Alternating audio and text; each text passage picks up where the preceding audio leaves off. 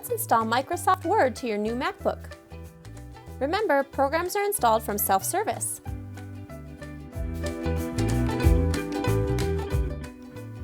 Scroll down and find Microsoft Word in self-service. Click Install. Click Install on this screen as well. This installation process could take a while. Let's open Word from Launchpad. It may be on the second page of Applications. There it is.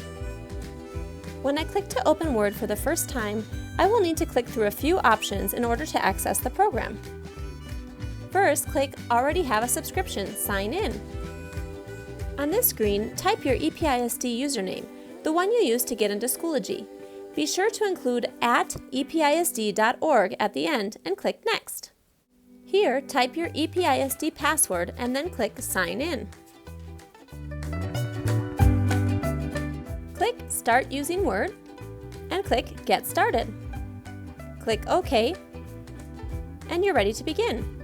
To create a new Word document, click Blank Document and click Create. And you're ready to work. I'm going to open PowerPoint from Launchpad. I'll click on PowerPoint and I'll need to click Get Started. To create a new PowerPoint presentation, click Blank Presentation and Create. All set. I'll need to go through the same process when opening Excel. Open Excel from Launchpad and click Get Started. This process will be necessary the first time you use Microsoft Tools. Now you're ready to use Word, PowerPoint, and Excel on your new MacBook.